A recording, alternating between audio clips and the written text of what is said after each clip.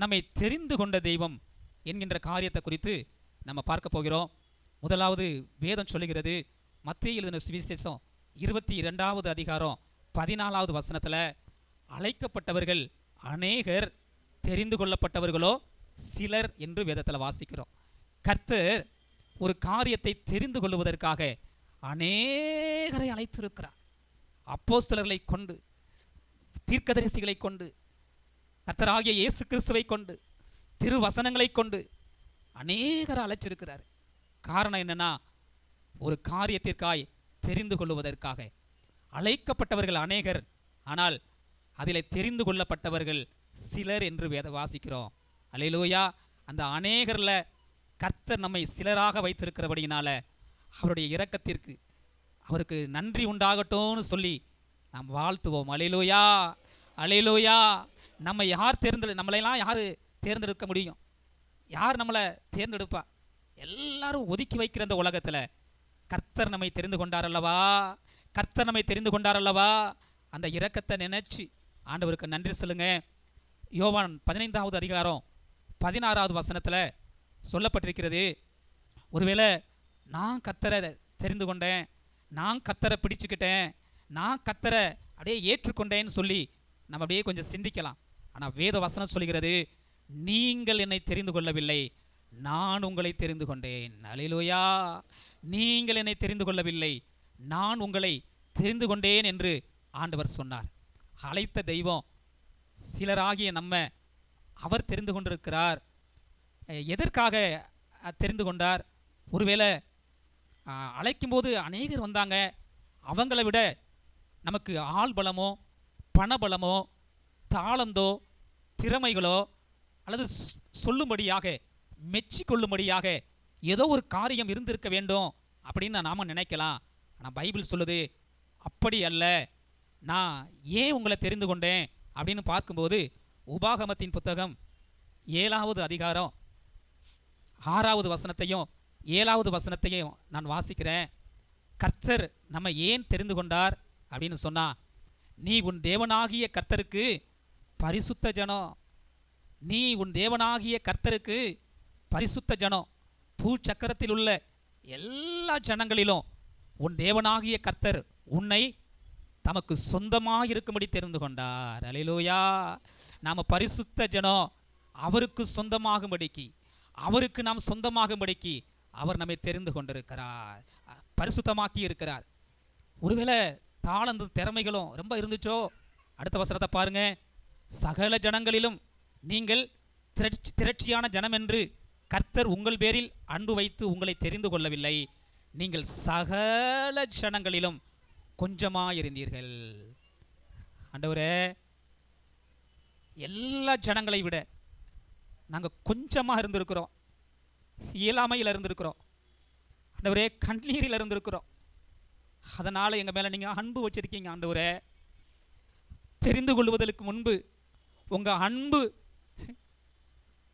எங்களை தொற்றுக்கு. ஆண்டவரே, அன்பினால கர்த்தர் எங்களை தெரிந்து கொண்டீங்களே, அதற்காக ஸ்தோத்திரம்னு சொல்லி நம்ம எப்பொழுதும் அவருக்கு நன்றி கண்ணீர் வடிக்க வேண்டும். இந்த சகல ஜனங்களிலும் நீங்கள் கொஞ்சமாக இருந்தீங்க, அதனால் நான் உங்களை தெரிந்து கொண்டேன்னு ஆண்டவர் சொல்கிறார். நமது ஆண்டவர் எப்படிப்பட்டவர்?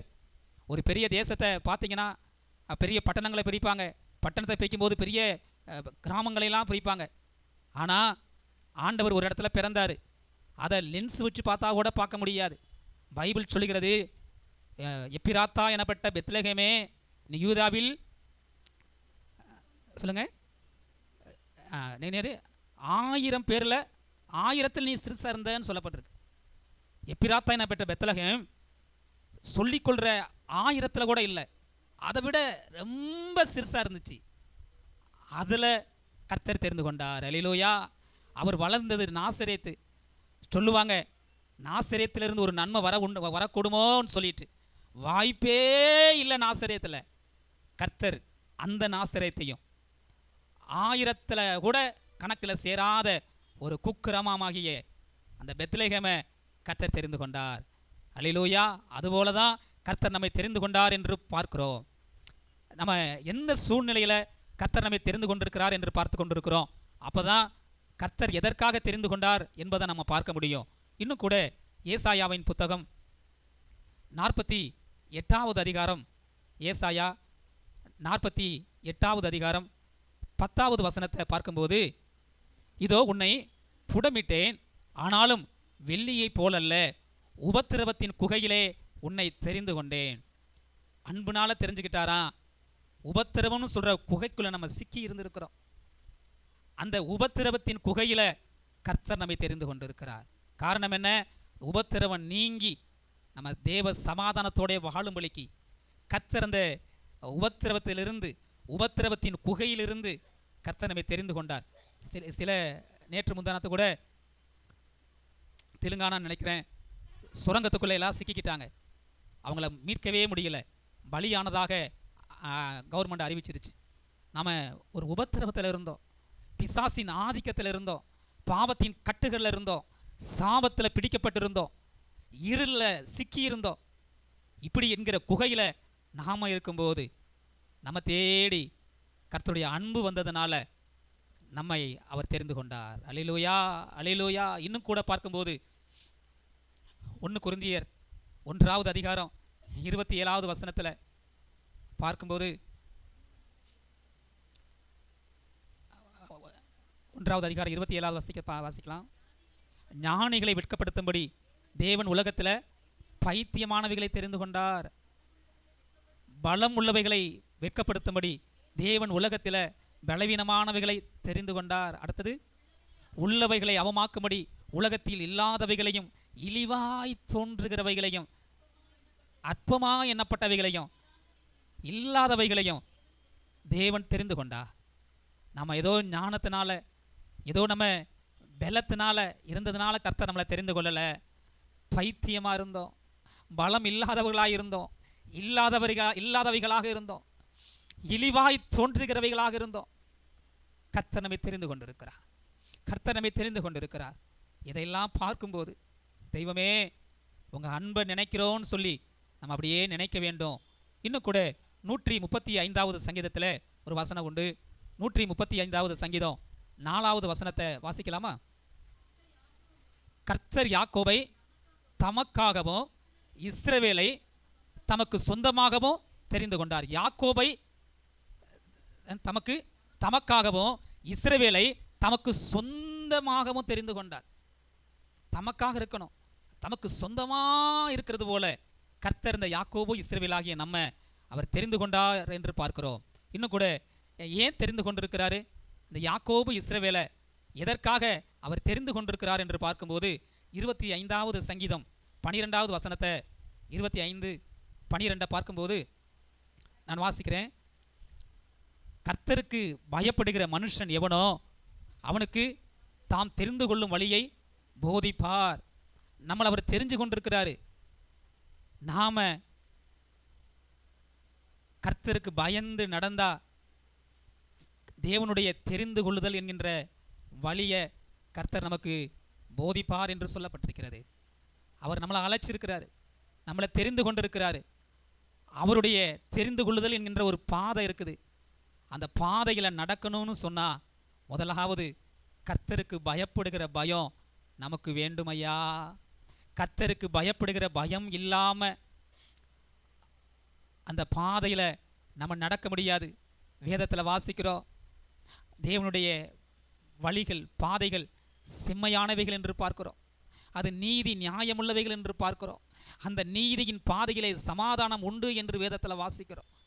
ஆகவே தேவன் தெரிந்து கொண்ட வழியை கர்த்தர் நமக்கு போதிக்க வேண்டுமானால் நாம் அவருக்கு பயந்து நடுங்குகிறவர்களாக காணப்பட வேண்டும். பிரியமானவர்களே, காணப்பட வேண்டும். சொல்லுகிற வசனங்களை அப்படியே உள்வாங்கி கொண்டிருங்க. அப்படியே வேகமாக விரைவாக அப்படி எழுப்புதலாக பேசி, அதுக்காக நான் வரலை. இந்த வசனங்களை அப்படியே சிந்திக்கும்போது இருதயத்திலிருந்து ஒரு அழுகை, ஒரு நன்றி கண்ணீர் உண்டாகிறத நான் பார்த்து கொண்டிருக்கிறேன். உங்களுக்கு அப்படிப்பட்ட ஒரு நன்றி கண்ணீர் உங்களுடைய உள்ளத்தில் இருக்குதான்னு சொல்லி நீங்கள் பார்க்க வேண்டும். இன்னும் கூட வேதத்தில் வாசிக்கிறோம், தேவன் எவர்களை தெரிந்து கொண்டாரோ அவர்களை நீதிமானாக்கி இருக்கிறார் என்று பார்க்கிறோம். நீதிமானாக்கி இருக்கிறார். ஆகவே தேவன் தெரிந்து கொண்ட பிள்ளைகளின் மீது யார் குற்றம் சுமத்தக்கூடும் அப்படின்னு வேதத்தில் வாசிக்கிறோம். தேவன் ஒரு மனுஷனை தெரிந்து கொண்டார் என்றால் நாம் அவங்களுக்கு விரோதமாய் பேசக்கூடாது. காரணம், அவர்களை கர்த்தர் நீதிமானாக்கி இருக்கிறார். தமது நீதியின் பாதையிலே அவர் நடத்துவார். அவர் நீதிமானாக்கி இருக்கிறார். ஆகவே பயந்து நம்ம வாழ வேண்டும். கர்த்தர் நம்ம எதற்காக அவர் தெரிந்து கொண்டாராம்? எபேசியரின் புத்தகம் 1வது அதிகாரம் 12வது வசனத்தில் வாசிக்கிறோம். அந்த இயேசு கிறிஸ்துவின் மூலம் ஒரு சுதந்திரத்தை உண்டு பண்ணும்படி அவர் நம்மை தெரிந்து கொண்டாராம். கர்த்தர் நம்மை எதற்காக தெரிந்து கொண்டார்? இயேசு கிறிஸ்துவின் மூலம் ஒரு சுதந்திரம் அடையும்படிக்கு, அந்த சுதந்திரத்தை நாம் பெற்றுக்கொள்ளும்படிக்கு கர்த்தர் நம்மை தெரிந்து கொண்டிருக்கிறார் என்று பார்க்கிறோம். அன்புக்குரியவர்களே, பலமும் அல்ல, பராக்கிரமும் அல்ல, ஞானமும் அல்ல, பலமும் அல்ல, திரட்சியான ஜனமும் அல்ல, சந்தோஷமான பாதையும் அல்ல, உபத்திரவத்தின் குகை, கொஞ்ச ஜனம், அற்பமாக எண்ணப்பட்டிருந்தோம். கிறிஸ்துவினுடைய அன்பு நம்மகிட்ட வந்ததுனால கர்த்தர் நம்மை தெரிந்தெடுத்திருக்கிறார். அல்லேலூயா. அந்த தெரிந்து கொள்ளுதலுக்கு நம்ம உண்மையுள்ளவர்களாக இருக்கணும். நாமும் கூட சில தெரிந்து கொள்ளுதலை முன்னெடுக்க வேண்டும் என்று பார்க்கிறோம். யோசுவா தனது ஜனங்களையெல்லாம் நிப்பாட்டிட்டு சொல்கிறாரு, நீங்கள் உங்கள் பிதாக்கள் ஆராதித்த தெய்வத்தை வணங்குவீங்களா? அல்லது நீங்கள் குடியிருக்கிறீங்களே அந்த தேசத்தில் இருக்கிற தெய்வத்தை நீங்கள் குடியிருப்பீங்களா, அதாவது தொழுது கொள்ளுவீங்களா? ஆனால் நாங்களோ கர்த்தரையே தெய்வமாக கொண்டிருக்கிறோம், நாங்கள் அவரையே சேவிப்போன்னு சொன்னாங்க. அன்பு தெய்வமே, அன்பானவர்களே, நாம் அந்நிய தெய்வங்களே அல்ல, விழுந்து போன தூதர்களை அல்ல, வானம் பூமியை படைச்ச கர்த்தரை சேவிக்கணும். நம்முடைய ஜெபத்தில் பிதாவாகிய தெய்வம் அன்புள்ளவராக இருந்திருக்கிறார். இயேசு கிறிஸ்து ஆண்டவர் தியாகத்தினாலே நம்மை ரட்சித்திருக்கிறார். பரிசுத்த ஆவியானவர் வழி நடத்ததுனால இன்னைக்கு நம்ம கொண்டு போய்கிட்டு இருக்கிறார். நம்முடைய ஜெபத்தில் இந்த பிதாவின் நாமம், இயேசு கிறிஸ்துவின் நாமம், பரிசுத்த ஆவியானவராகிய நாமம், இந்த நாமத்தை தவிர வேற எந்த நாமத்தையும், எந்த பரிசுத்தவானையும், எந்த காரியங்களையும் நம்ம உச்சரிக்க கூடாது. அல்லேலூயா. நாங்களோ கர்த்தரையே சேவிப்போம், நாங்களோ கர்த்தரையே சேவிப்போம் என்று சொன்னாங்க. சங்கீதம் 33வது சங்கீதம் 12வது வசனத்தை பார்க்கும்போது, 33:12 பார்க்கும்போது, கர்த்தரை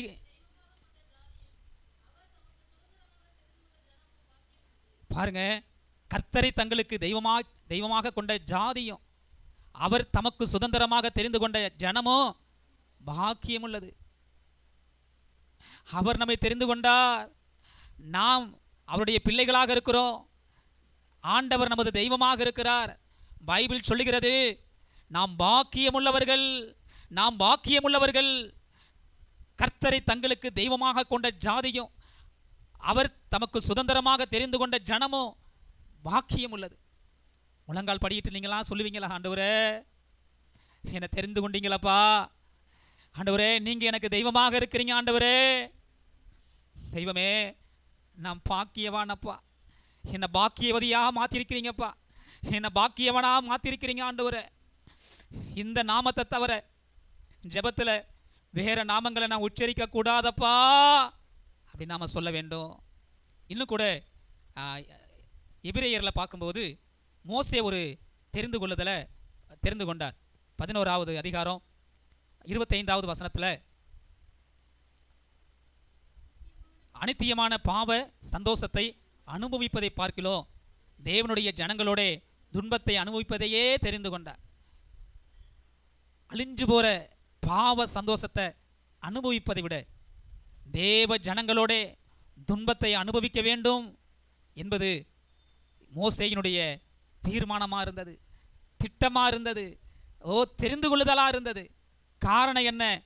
மோசேயை கர்த்தர் எதற்காக தெரிந்து கொண்டார் என்பதை அவர் அறிந்திருந்தபடியினாலே, அவர் அறிந்திருந்தபடியினாலே, ஓ அழிந்து போகிற பாவ சந்தோஷம் எனக்கு வேண்டாம், துன்பமே ஆனாலும் பாடுகளே என்றாலும் உங்க சன்னிதானத்தில் உங்க பாதபடியில நான் அனுபவிக்கிற அந்த சிலுவையே எனக்கு போதும் என்று சொன்னான்.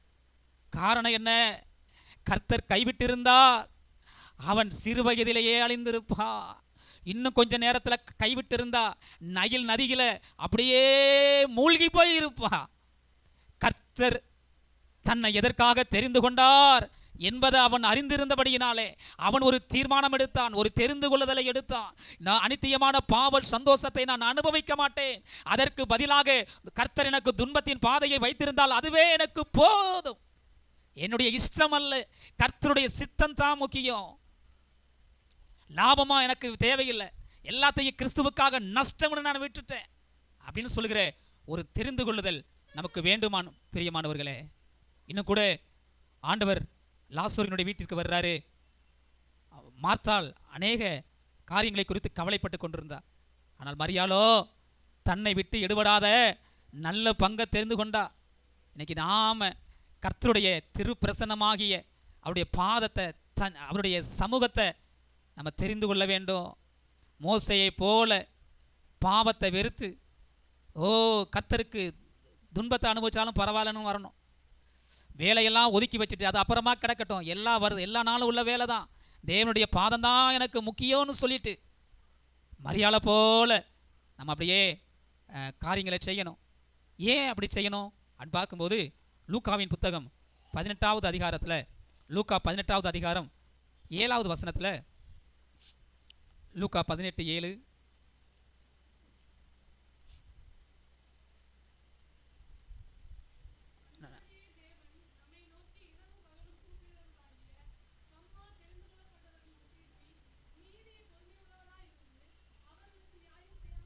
தேவன் ஜனத்திற்கு நியாயம் செய்வார், நீடிய பொறுமையாக இருப்பார்.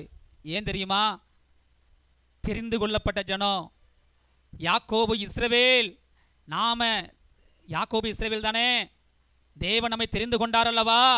நமக்கு இரக்கம் கிடைக்கிற வரைக்கும், நியாயம் கிடைக்கிற வரைக்கும் அவர் பொறுமையாக இருந்து காரியங்களை செய்வார். காரணம் என்ன? தெரிந்து கொள்ளப்பட்ட ஜனம் என்ன செய்யணும்? தேவன் தம்மை நோக்கி இரவு மகளும் கூப்பிடணும்னு சொல்றது. அப்ப தெரிந்து கொள்ளப்பட்ட ஜனம் எப்படி இருக்கணும்? இரவும் பகலும் தெய்வத்தை நோக்கி கூப்பிடுகிறவர்களாக காணப்படணும். அப்படி கூப்பிடுகிறவர்களுக்கு கர்த்தர் நியாயம் செய்வாரு. பொறுமையாகவே இருந்துகிட்டு இருக்க மாட்டாரு, கண்டிப்பா இரக்கம் செய்வாரு. இந்த நேரத்தில் தேவன் எந்த சூழ்நிலையில் நம்ம இருந்தோம், எப்படியெல்லாம் அவர் நம்மை தெரிந்து கொண்டார் என்று பார்க்கிறோம். இப்போது ரொம்ப முக்கியம், எதற்காக தெரிந்து கொண்டார், என்ன நோக்கத்திற்காக தெரிந்து கொண்டார், நான் எப்படிப்பட்ட வாழ்க்கை வாழ வேண்டும் என்பதற்காக கர்த்தர் தெரிந்து கொண்டார் என்பதை கொஞ்ச நேரம் அப்படியே இணைந்து வாங்க. இதுதான் முக்கியம். இந்த காரியத்தை நம்ம செய்யலைன்னு சொன்னால் கர்த்தருடைய தெரிந்து கொள்ளுதலை அப்படியே நம்ம வீணாக்கிடுவோம். எதற்காக கர்த்தர் இங்கே உங்களை வர வச்சிருக்கிறாரு, எதற்காக கர்த்தர் உங்களை தெரிந்து கொண்டிருக்கிறாரு, அந்த காரியம் ரொம்ப முக்கியம். முதலாவது பார்க்கும்போது எதற்காக ஆண்டவர் நம்மை தெரிந்து கொண்டார்?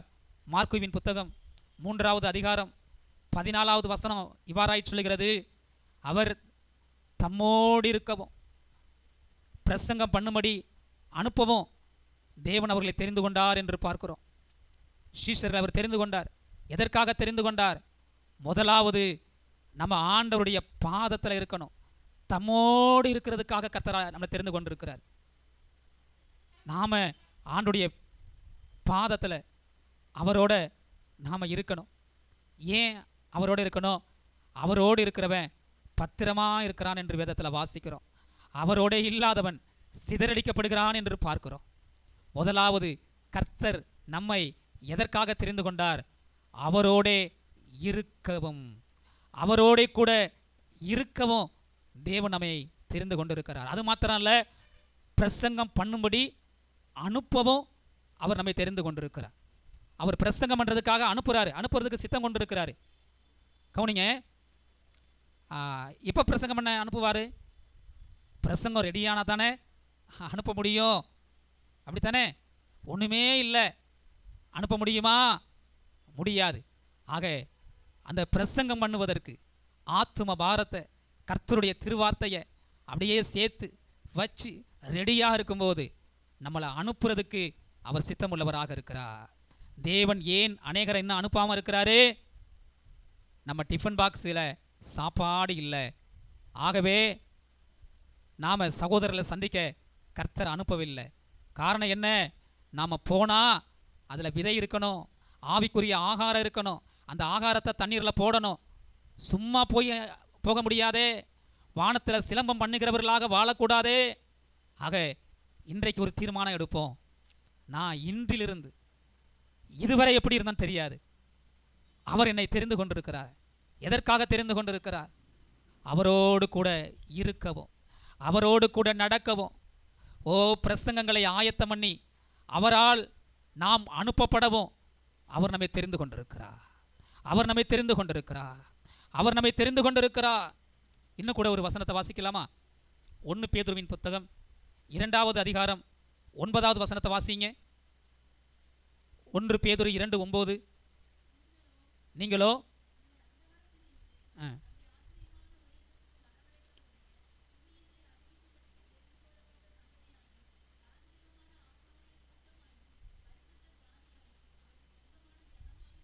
நீங்களோ உங்களை அந்தகாரத்தினின்று தம்முடைய ஆச்சரியமான ஒளியினிடத்திற்கு வரவழைத்தவருடைய புண்ணியங்களை அறிவிக்கணும்.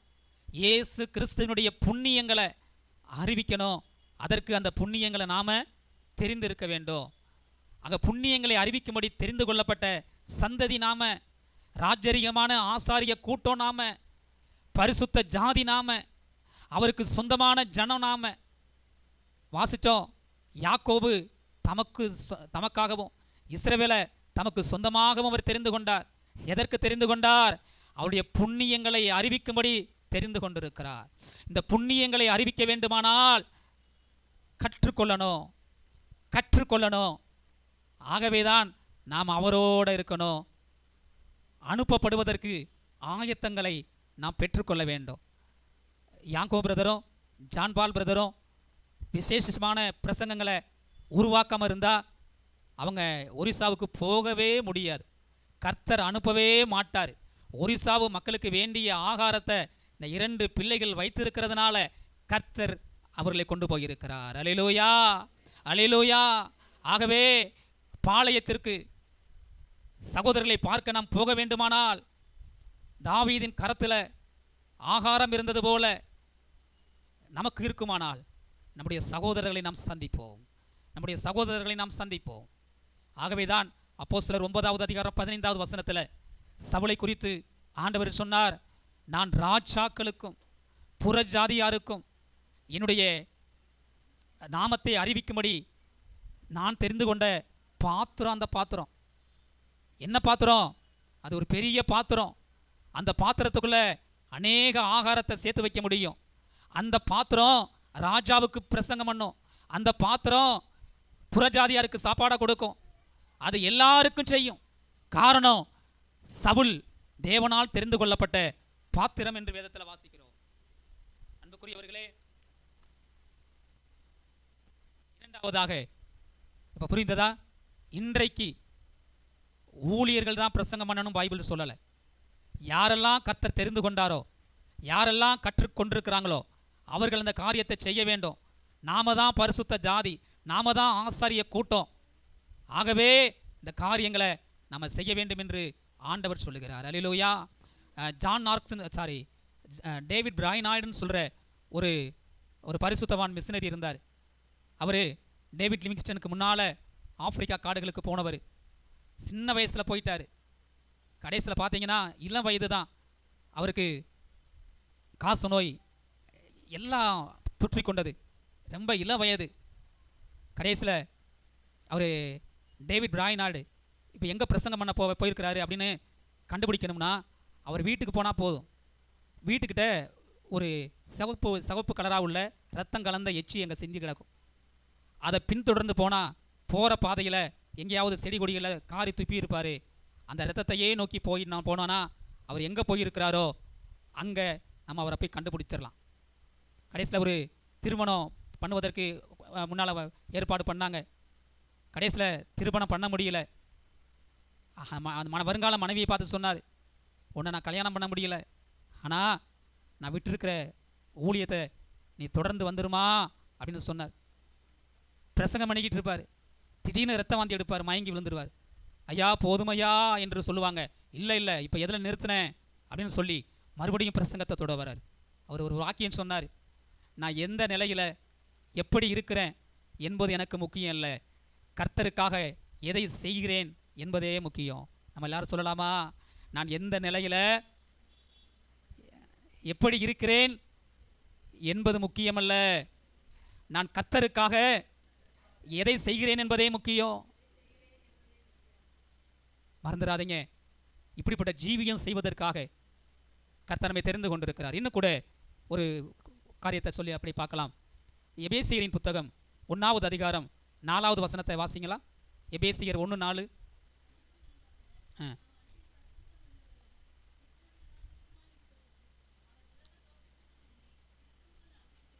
கிறிஸ்துவுக்குள் நம்மை தேவன் தெரிந்து கொண்டிருக்கிறார். கிறிஸ்து மூலம் நம்மளை தெரிந்து கொண்டிருக்கிறார், அவருக்குள்ள தெரிந்து கொண்டிருக்கிறார். எப்போ? நேற்று இன்னைக்கு இல்லை, உலக தோற்றத்திற்கு முன்பாகவே அவருடைய சிந்தையில் நீங்களும் நானும் இருந்திருக்கிறோம். உலக தோற்றத்திற்கு முன்பாக இயேசு கிறிஸ்துவுக்குள்ள தேவன் நம்மை தெரிந்து கொண்டிருக்கிறார். எதற்கு தெரிந்து கொண்டிருக்கிறார்? தமக்கு முன்பாக, ஆண்டவருக்கு முன்பாக நாம் குற்றமற்றவர்களாய் நிற்கும்படிக்கு அவர் நம்மை தெரிந்து கொண்டிருக்கிறார். அல்லேலூயா, அல்லேலூயா. ஒரு நோக்கம் தெரியுதா? எதற்காக நம்மை கர்த்தர் தெரிந்து கொண்டிருக்கிறார்? அவருடைய சன்னிதானத்தில் வரும்போது குற்றமில்லாத ஒரு ஜீவியம் செய்வதற்காக கர்த்தர் நம்மை தெரிந்து கொண்டிருக்கிறார். அப்போ இன்னைக்கு இருந்து தீர்மானம் எடுக்கணும், நான் மனுஷர் மத்தியிலையும் தேவனுக்கு முன்பாகவும் குற்றமற்றவனாக நான் நிற்கணும். விசேஷமாய் தேவனுக்கு முன்பாக நான் குற்றமற்றவனாய் நிற்பதற்காக தேவன் என்னை தெரிந்து கொண்டிருக்கிறார். அந்த தெரிந்து கொள்ளுதல்ல எந்த பங்கத்தையும் நான் வர வைக்க மாட்டேன், அதற்கு நான் உண்மையாக இருப்பேன். இன்றிலிருந்து என்னுடைய தேவனுடைய சந்நிதியில் நான் குற்றமற்றவனா வந்து நிற்பேன் அப்படின்னு சொல்வார். ஆண்டவர் கேட்பார், தாசனாகிய யோபுவை பார்த்தாயா அப்படின்னு உங்களையும் என்னையும் தேவன் காலர் தூக்கிவிட்டு கேள்வி கேட்குற அளவுக்கு நம்முடைய பரிசுத்த ஜீவியம் தேவனுடைய சமூகத்தில் போற்றப்பட வேண்டியதாக இருக்க வேண்டும். நம்மை அவர் பரிசுத்தமாக்குகிற கர்த்தர் என்று சொல்லி இருக்கிறார். ஆகவே உங்கள் நடக்கைகள் எல்லாவற்றிலும் நீங்கள் பரிசுத்தமுள்ளவர்களாக இருங்கள் என்று ஆண்டவர் சொல்லியிருக்கிறார். அடுத்ததாக எதற்காக தேவன் நம்மை தெரிந்து கொண்டிருக்கிறார்? யோவான் 15வது அதிகாரம் 16வது வசனத்தை எடுங்க பார்க்கலாம். எல்லாரும் எடுக்கலாமா? நீங்கள் என்னை தெரிந்து கொள்ளவில்லை, நான் உங்களை தெரிந்து கொண்டேன். நீங்கள் என் நாமத்தினாலே பிதாவை கேட்டுக்கொள்வது எதுவோ அதை அவர் உங்களுக்கு கொடுக்கத்தக்கதாக நீங்கள் போய் கனி கொடுக்கும்படிக்கும் உங்கள் கனி நிலைத்திருக்கும்படிக்கும் நான் உங்களை ஏற்படுத்தினேன், தெரிந்து கொண்டேன்னு சொல்லலாம். எதற்காக தெரிந்து கொண்டாரா? கனி கொடுப்பதற்கும் அந்த கனி நிலைத்திருப்பதற்கும் அவர் நம்மை தெரிந்து கொண்டிருக்கிறார். என்ன கனி என்பது நமக்கு தெரியும், நம்ம சின்ன பிள்ளைங்க கிடையாது. கொலோசையரில் சொல்லப்பட்டிருக்கிறது, அப்புறம் கலாத்தியரில் சொல்லப்பட்டிருக்கிறது ஆவியின் கனி என்பதெல்லாம். ஆக கனி கொடுக்கணும். ஏதோ 1 மாதம் 2 மாதம் சிலர் வந்து சில கனிகளை சூப்பராக கொடுப்பாங்க. ஆண்டவர் அப்படி சொல்லலை, நீ கனி கொடுக்கும்படிக்கும் அந்த கனி நிலைத்திருக்கும்படிக்கும் உங்களை நான் ஏற்படுத்தி இருக்கிறேன் என்று சொல்கிறார். அல்லேலூயா. ஏன் கனி கொடுக்கணும்? இன்னைக்கு அநேகருக்கு பிரச்சனை, நான் ஜெபிக்கிறேனே, என் ஜெபத்தை கர்த்தர் அங்கீகரிக்கவில்லையே, என் ஜெபத்திற்கு இன்னும் பதில் வரவில்லையே, தேவன் ஜெபத்திற்கு பதில் செய்யவில்லையே என்று புலம்புறாங்க. இதில் தான் அதற்கு உரிய சூத்திரம் இங்கே இருக்குது. கர்த்தர் நம்முடைய ஜெபத்தை ஏன் கேட்கலைன்னு சொன்னால், இப்போ திருப்பி பாருங்க, நீங்கள் என் நாமத்தினாலே பிதாவை கேட்டுக்கொள்வது எதுவோ அதை அவர் உங்களுக்கு கொடுக்கத்தக்கதாக நீங்கள் போய் கனி கொடுக்க படிக்கும். அப்போ இதிலிருந்து என்ன தெரியுதுன்னு சொன்னால், யாரெல்லாம் கனி கொடுக்குறாங்களோ, யாரெல்லாம் கனியை நிலைச்சிருக்க பண்ணுறாங்களோ அவங்க வேண்டிக் கொள்ளுகிறது கர்த்தர் இடத்துல இருந்து கிடைக்கும். அல்லேலூயா, அல்லேலூயா.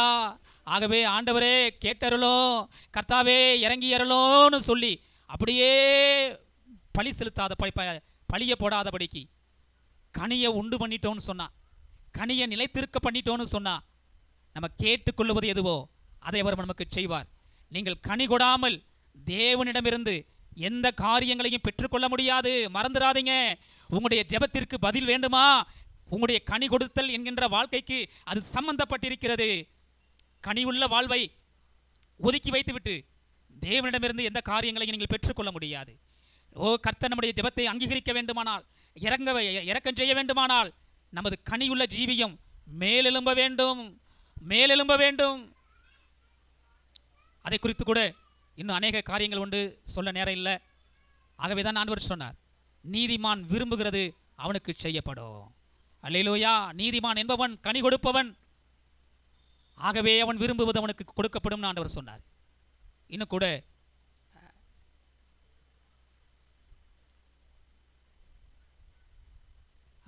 சரி, அவரோட கூட இருக்கிறோம், பிரசங்கம் பண்றோம், அவருக்கு முன்பாக குற்றமற்றவர்களாக இருக்கிறோம், கனியுள்ள வாழ்க்கையை பெற்றுக்கொள்கிறோம், கனியுள்ள ஜீவியத்தை அப்படியே அடைந்து விடுகிறோம்.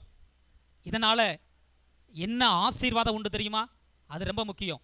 ஒரு 3 வசனத்தை வாசிட்டு அப்படியே நம்ம ஜெபிக்க போகிறோம். அல்லேலூயா. நீங்க கனி கொடுத்தா இப்படிப்பட்ட ஒரு ஜீவியம் நமக்குள்ள ஆண்டவர் ஒரு ஆசீர்வாதத்தை வச்சிருக்கிறார். 2 தீமோத்தேயுவின் புத்தகம் 2வது அதிகாரம், 2 தீமோத்தேயு 2:10 வசனத்தை நான் வாசிக்கட்டுமா? 2 தீமோத்தேயு 2:10. ஆகையால் தெரிந்து கொள்ளப்பட்டவர்கள் இயேசு கிறிஸ்துவினால் உண்டான ரட்சிப்பை நித்திய மகிமையோடே பெற்றுக்கொள்ளும்படி சகலத்தையும் அவர்கள் நிமித்தமாக சகிக்கிறேங்க. இங்கே சொல்லப்பட்ட வார்த்தை என்னன்னா, இயேசு கிறிஸ்துவினால் உண்டான ரட்சிப்பை நித்திய மகிமையாக பெற்றுக்கொள்கிற போகிறோம். அந்த ரட்சிப்பை நித்திய மகிமையை பெற்றுக்கொள்ளணும்னு சொன்னால் நம்ம தெரிந்து கொள்ளப்பட்ட ஜீவியம் செய்யணும்.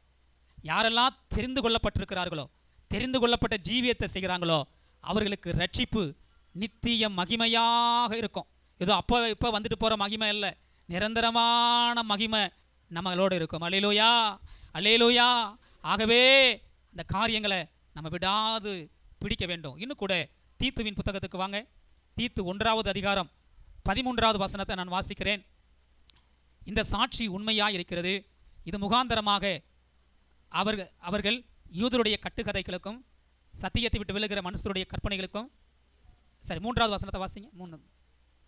பொய்யுரையாத தேவன் ஆதி காலம் முதல் நித்திய ஜீவனை குறித்து வாக்குத்தத்தம் பண்ணி அதை குறித்த நம்பிக்கையை பற்றி தேவ பக்திக்கு ஏதுவான சத்தியத்தை அறிகிற அறிவும் விசுவாசமும் தேவனால் தெரிந்து கொள்ளப்பட்டவர்களுக்கு உண்டாகும்படி, தேவனால் தெரிந்து கொள்ளப்பட்டவர்களுக்கு உண்டாகிற ஒரு காரியம் நித்திய ஜீவன், சொர்க்க ராஜ்யம், பரலோக ராஜ்யம். அல்லேலூயா. ஆக என்ன நோக்கத்திற்காக கர்த்தர் நம்மை தெரிந்து கொண்டாரோ அந்த நோக்கத்தை நம்ம அடைஞ்சிட்டோன்னு சொன்னால் ரட்சிப்பு நித்திய மகிமையாக இருக்கும், நித்திய ஜீவனை நம்ம பெற்றுக்கொள்ளுவோம். யாக்கோபு எடுங்க 2வது அதிகாரம், யாக்கோபு 2வது அதிகாரம் 5வது வசனத்தில் வாசிக்கிறோம். என் பிரியமான சகோதரரே கேளுங்கள், தேவன் இவ்வுலகத்தின் தரித்திரரை விசுவாசத்தில் ஐஸ்வர்யமுள்ளவர்களாகவும் தமிழ் அன்பு கூறுகிறவர்களுக்கு தாம் வாக்கு தத்தம் பண்ணின ராஜ்யத்தை சுதந்திரிக்கிறவர்களாகவும் தெரிந்து கொள்ளவில்லையா? அவர் நம்மளை தெரிந்து கொண்டிருக்கிறார். எதுக்கு தெரியுமா? ஒரு ராஜ்யத்தை அவர் வாக்குத்தத்தம் பண்ணி இருக்கிறாரு. அந்த ராஜ்யத்தை அடைகிறது தெரிந்து கொள்ளப்பட்டவர்களால் தான் முடியும். அல்லேலூயா. நம்ம அப்படியே எழுந்து நிற்கலாமா? எழுந்து நிற்கலாமா? அல்லேலூயா, அல்லேலூயா. அப்படியே எழுந்து நின்று ஜெபிங்க பார்க்கலாம். நான் ஆரம்பத்திலேயே சொன்னேன், நம்மெல்லாம் கொஞ்சமாக இருந்தோம், அருவருக்கிற ஒரு காரியத்தில் இருந்தோம். அன்பினால கிருபையினால அவர் நம்ம தெரிந்து கொண்டார். எதற்காக தெரிந்து கொண்டார்? அவரோடு கூட நிற்கவும், அவருக்கு முன்பாக குற்றமற்றவர்களாய் நிற்கவும், கனி உள்ள ஜீவியம் செய்யவும் அவர் நம்மை தெரிந்து கொண்டிருக்கிறார். இப்படிப்பட்ட காரியங்களை செய்கிறவர்களுக்கு ரட்சிப்பு நித்திய மகிமையாக, நித்திய ஜீவனாக, பரலோக ராஜ்யமாக கர்த்தர் நமக்கு தருகிறார். ஒரு தீர்மானம் எடுங்க பார்க்கலாம். ஆண்டவரே, இன்றிலிருந்து ஆண்டவரே உங்க சன்னிதானத்தை நான் பிடிப்பேன். ஆண்டவரே,